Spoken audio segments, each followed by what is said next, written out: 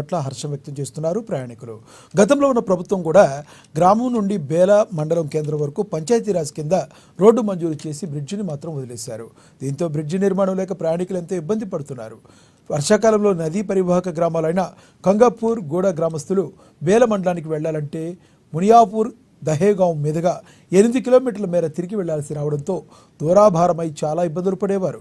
గత ప్రభుత్వ హయాంలో అర్ధాంతరంగా నిలిపివేసిన బ్రిడ్జి నిర్మాణానికి ఇప్పుడున్న కాంగ్రెస్ ప్రభుత్వం 3 కోట్ల నిధులు మంజూరు చేయడం ఎంతో అభినందనీయమని ఇందుకు కృషి చేసిన ఆదిలాబాద్ నియోజకవర్గ ఇన్ఛార్జ్ కంది శ్రీనివాసరెడ్డి, మంత్రి సీతక్కకు గ్రామస్తులు ప్రత్యేక ధన్యవాదాలు తెలిపారు. ఈ బ్రిడ్జి నిర్మాణ పనులు పూర్తయితే బేలమండల కేంద్రానికి వెళ్లాలంటే చాలా వరకు దూరాభారం తగ్గుతుందంటున్నారు. త్వరలో బ్రిడ్జి నిర్మాణ పనులు మొదలుపెట్టి పూర్తి చేయాలని కోరుతున్నారు.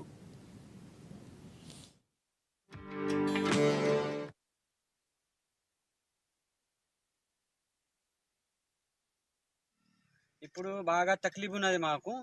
వర్షాకాలంలో అయితే బాగా ఇక్కడ నుంచి పోవాలంటే బాగా తక్లీఫ్ ఉంటుంది. ఇప్పుడు అక్కడ నుంచి దైగావ్ మనియార్పూర్ అక్కడ నుంచి వెళ్ళాలంటే బాగా దూరం పడుతుంది మాకు. ఇది ఇక్కడ నుంచి పోవాలంటే దగ్గర పడుతుంది. ఇప్పుడు వర్షాకాలంలో అయితే మాకు బాగా ఇబ్బంది పడుతుంది. ఎందుకంటే ఈ ప్రభుత్వము ఈ బ్రిడ్జ్ శాంక్షన్ చేసిండు. మాకు చాలా సంతోషం. कंदी श्रीनिवास रेड्डी मन सीता मंत्री गारी की धन्यवाद तेलुपुतुन्नानु। ये ब्रिज जो अभी सैंक्शन हुआ इसके लिए कंदी श्रीनिवास और सीता का को धन्यवाद कहता हूँ।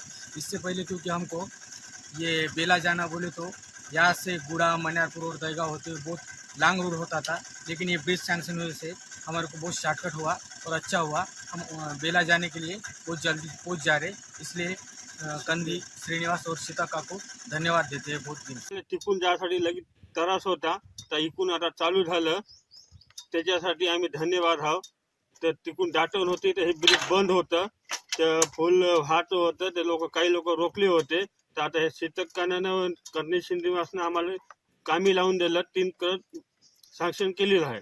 आम्ही धन्यवाद आहो. रोड होता आपलं कामगारपूर ते डायरेक्ट बेला, त्या रोडचं ब्रिज एकदा आलेलं रिटर्न केलं कामामुळे, काही कारणास्तव रिटर्न केलं.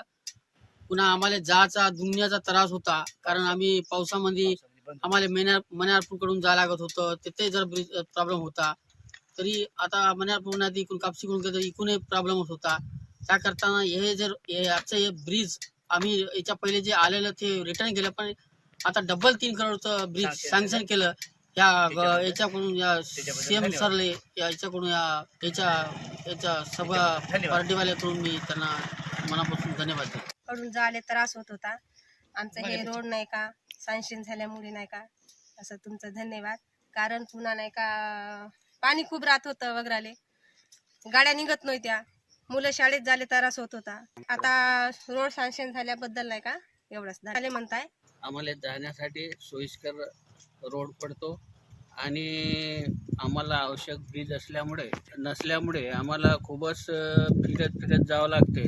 मनियारपूरचे दहगाव ते हायवे रोडपर्यंत जावं लागते फिरत 7-8 किलोमीटर. आणि हे सोयीस्कर झाल्यास आम्हाला इथून 2-3 किलोमीटरचं अंतर पडते बेला जाण्यासाठी. करिता हे फूल आवश्यक आहे आणि गव्हर्नमेंट शासनाने हे आमचं फूल बांधून द्यावं आणि आमची ही पब्लिकची आग्रहाची विनंती आहे. ब्रिड्ज